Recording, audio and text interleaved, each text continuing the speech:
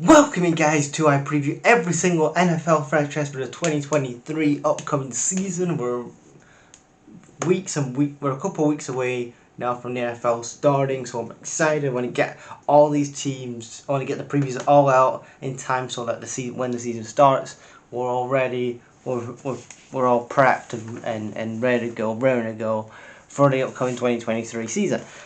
And then we continue like we did the last couple of days in the AFC East. The last team I'm going to talk about in the AFC East for the preview for 2023, and that is the New England Patriots. Now you look at the NFL the past over 20 years.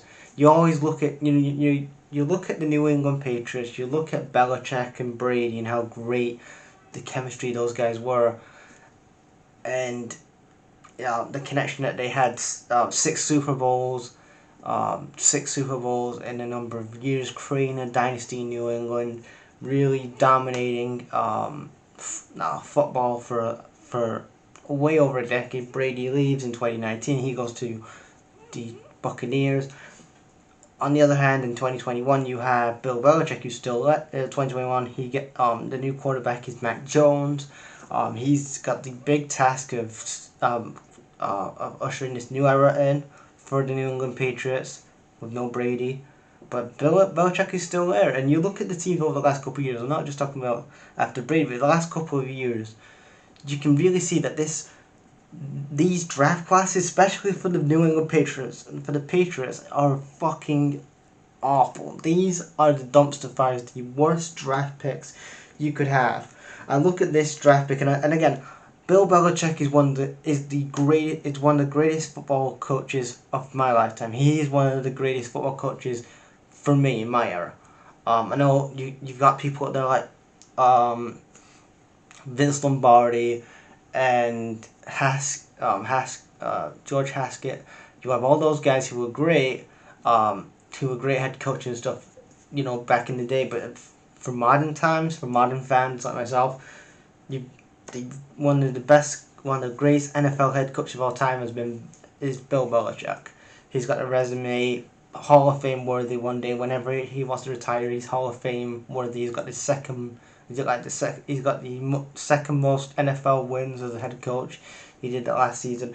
But you've got to think, these last couple of years, has Bill Belichick been left behind in modern football? You look at him now. He's the one that's not just the coaching the team, but he's the guy that's approving all these guys in the draft.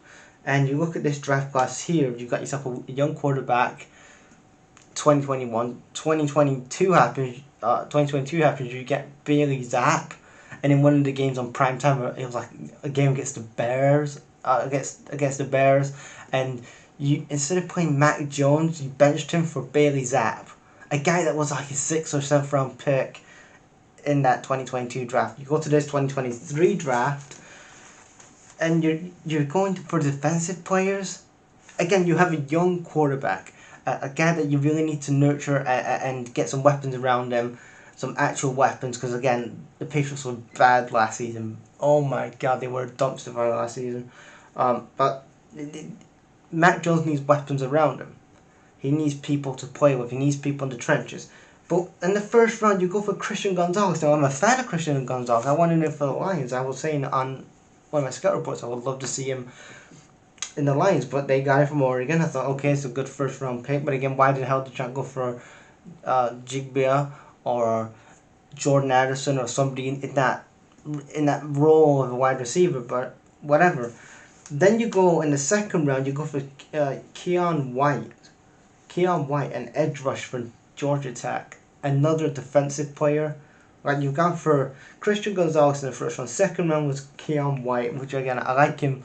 I'm a fan of him, Keion White. He's a pretty good edge rusher. He has got some good talent. He's 21 years old, so he's good.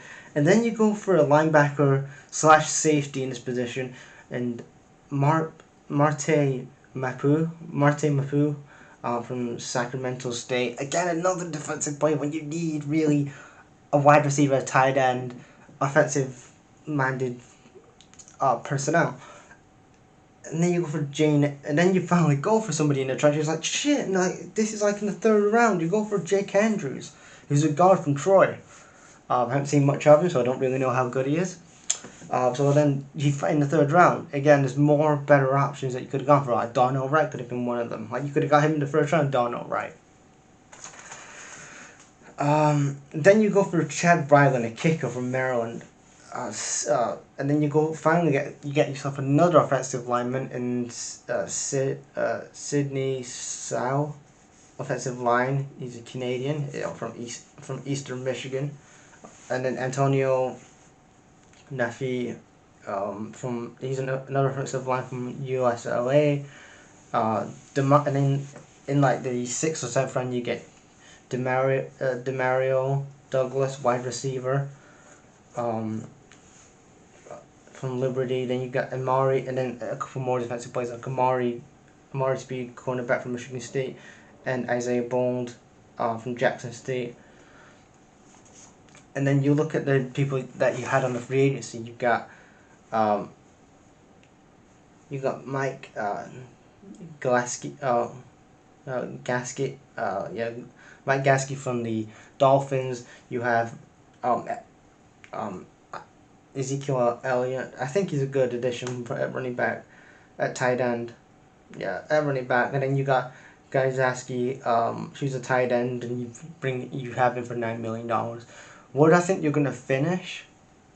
What do I think the New England Patriots will finish? I think they're gonna be 4th in the division. You look at that AFC East.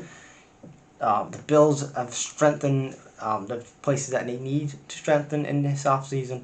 The Dolphins have done some good business in the offseason and in the draft, even though they had the whole thing with the tampering and they couldn't have a first round pick, but they did some good business. The Jets have got Aaron Rodgers in, and they've done some pretty decent business in the draft and also in some free agency as well. I look at this New England Patriots team, and it's just going backwards. And that is on Bill Belichick, because he is the one that's GM and he's the head coach. Bill Belichick, the GM, is fucking over Bill Belichick, the head coach.